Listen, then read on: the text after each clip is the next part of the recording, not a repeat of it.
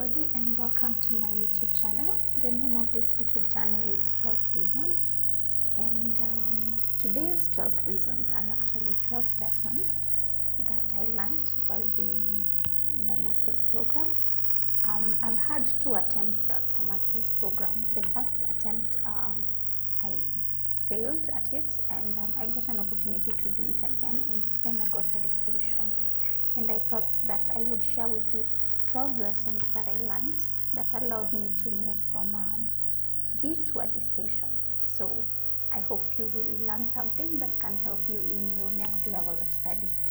So the first lesson that I learned is you need to put God first.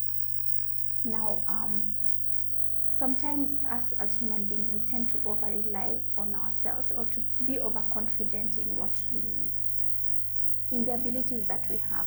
And it's good to be confident, but when we become overconfident, that becomes really bad. We should rely on God and trust in God. The Bible says in the book of Proverbs chapter 3 verse 5 that trust in the Lord with all your heart and lean not on your own understanding. So what you need to do while taking this next level of study is you need to put your trust in God. Don't put your trust in your intelligence.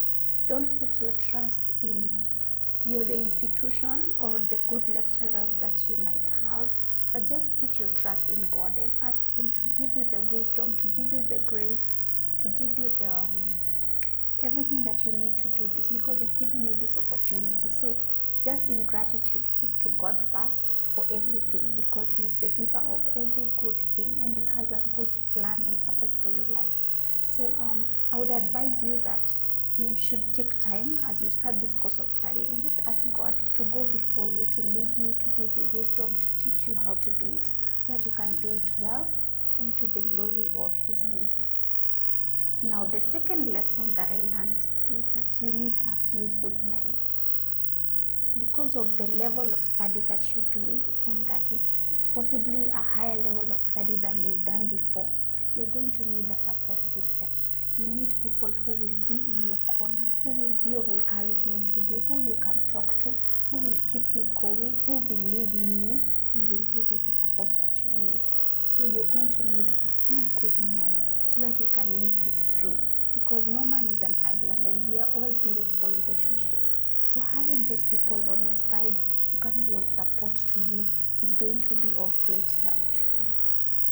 The third thing that you need to know, the third lesson that I learned that I would like to share with you is that you need to know it's not going to be easy. This is going to be tough, and you need to have the resilience and the capacity and the determination to push through, because many times when we assume something is easy, we don't give it the attention and the focus that it deserves. But when we know something is going to be difficult, then we're willing to put in the work and to do our very best. Now, the fourth lesson that I learned is you need to discipline yourself. You need to teach yourself to work, teach yourself to read. For instance, like while I was studying, just so that I could have an idea of which topic I wanted to do my research on, I had to read 20 articles just to get a clue. Now, 20 articles is very little. Okay, it sounds like much, but just 20 articles was just allowed me to get an idea of the topic that I'm going to study. Because now once I found the topic, I had to read more articles now on that specific topic.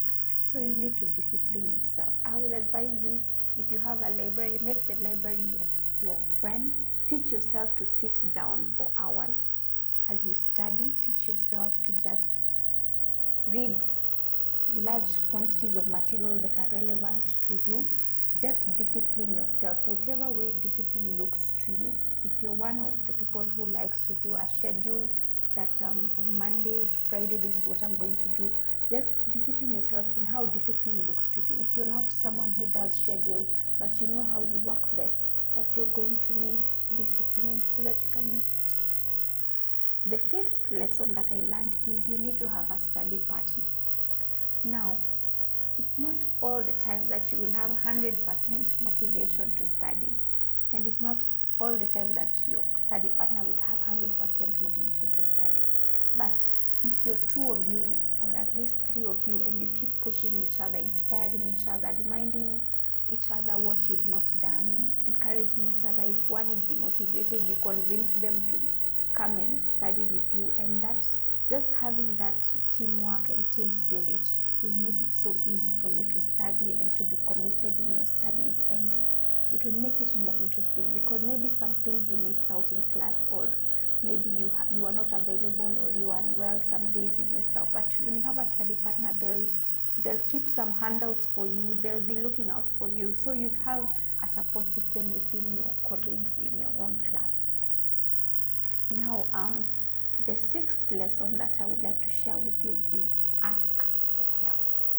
Now, you cannot underestimate asking for help, because you're going to need other people's help. You're going to need help from your colleagues, help from your lecturers, help from students who are even a semester ahead of you, because probably they've done the same assignment that you're currently doing, and they know what the lecturer really wanted. They know what they got right, and they know what they got wrong. So they can be a source of instruction to you. They can show you, this is what you need to do. Don't focus on this. Leave this alone. This is how you need to go about it. So ask for help from people. Ask for help from lecturers, from everyone around you. Just have that attitude that is teachable and that is willing to learn, and ask for help from people who are around you. So that is my sixth lesson. On to the seventh lesson.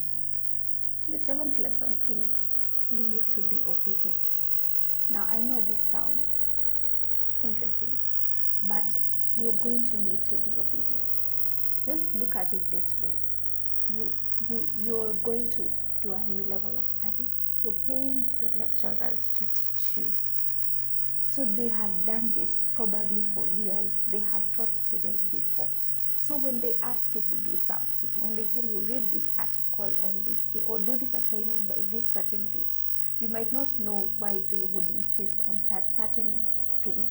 But when you notice them insisting on certain things, just focus and just obey. Because, like, for instance, if they asked you to read on an article before your next class and you read on the article, you'll find that when you're in that class and you've read the article, you're able to connect the dots even better than before. And this can be of help to you. The eighth lesson I have to share with you is make it fun. Don't just study 100% of the time. Like, you can have study breaks where you just step out, go exercise, step out, go for a walk, where you have just schedule breaks for yourself. Maybe you're going to have a snack or it's tea time. Just even in your study, don't make it like you sit somewhere for 6 hours without moving. You can incorporate some activities within your program that will make it fun. For instance, you can decide, like, in the morning I'm going to study for 3 hours on this topic, and after that I will go for 1 hour window shopping, then I come back. So you see, in that, when you break your schedule, when you break your study time into pieces, your brain is able to just readjust when you come back, and then you find it more interesting and you have more excitement to get back to the studying that you are doing. So, ninth lesson is set a timer. This actually I learned from a friend of mine called Noni, because this is what she would do. She would set a timer for 45 minutes of pure study, uninterrupted study, and she would focus on that. Then once the 45 minutes were over, she would set a timer for 15 minutes. These 15 minutes she would be on social media, just checking up on Instagram, Facebook, WhatsApp, and I thought this was a really good idea, and I actually borrowed it from her, because our age is the social media age, and we are always on Instagram, Twitter, and it's good for us to do those things because it's our time. And so just make it scheduled so that it doesn't interrupt your studies, and so that you're also not so out there in your studies that you don't know what's going on in the rest of the world. The 10th lesson is know when to refresh and when to relax. And a good opportunity for this is when you have the term breaks. When you have the term breaks, take the time out to actually also take a break, take a breather, just relax yourself, because you've been committed probably for a couple of months, and this is maybe a Christmas break or just a summer break. So just take those breaks and also slow down the pace of your studying so that you can just rejuvenate yourself, relax and enjoy. If you need to travel during your break, travel. If you just need to volunteer, whatever will refresh and relax you, make sure you do it so that when the new semester starts, you are fresh and you're ready to face the challenges that are going to come, and you're ready to continue working as you were doing before. The 11th lesson that I would like to share with you is take care of your health. Now, after your master's program, we need you to be alive. We need you to be well. We need you to continue being engaged in life. Your life is more important than this course of study. That is just the plain truth. And for me, actually, the first time I did a master's, my health was really a challenge for me, and it contributed a lot to how I performed in that course of study. So take care of your health. You cannot postpone your well-being, your mental health, your emotional health, your physical health. You have to do these things together at the same time. You cannot neglect one and say you will pick it up after. You have to take care of yourself and of your studies at the same time. So be on a lookout when you notice like you're not feeling better. Get the treatment you need and continue engaging and doing what is needful. Now, the 12th lesson that I would like to share with you is that you have everything you need to succeed. The fact that this opportunity has landed on your lap, the fact that you've gotten the fees or the scholarship or what this opportunity has come to you, it means that you have everything you need to succeed. You have the intelligence, you have the materials, you have the ability within you to do this course and to do it well. So just know you've got it and you need to just do it. So that's just to encourage you that everyone out there, you can do this. So just don't feel like you're incapacitated in any way. Just go for it and do it. Those are the 12 lessons I learned while doing my master's, and I would like to add a bonus point. It's the 13th lesson. It's actually a bit different from the rest. That's why I'm adding it at this point. The 13th lesson is know when to walk away. Now, it's possible that you might start your master's program and somewhere in the middle or at the early stages you realize you're not ready, you're not going to be able to do this, and you just need to stop. So first of all, I would encourage you, first be truthful to yourself. If you realize you're not going to be able to do it, just be honest and courageous enough to admit it to yourself and to admit it to those around you. The good thing is in most universities you can be allowed to defer a course because of circumstances that are around you that would hinder you from doing it successfully, and you can defer and come back and do it at a time that is more suitable and that you're up to it mentally, physically, emotionally, and also with the situations that are going on around you. So know when to walk away and be courageous enough to do it.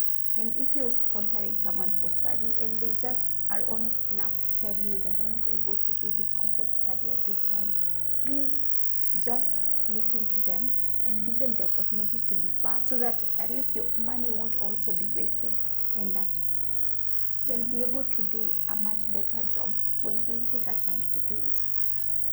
So those are my 13 lessons that I learned while doing my master's that allowed me to get a distinction. And if you're out there, you're just getting started in your studies, I wish you the very best. I hope these tips will help you or will help someone you know. You can share with them. And yeah, that's it for today. I'll see you on the next video. Thank you so much. Bye.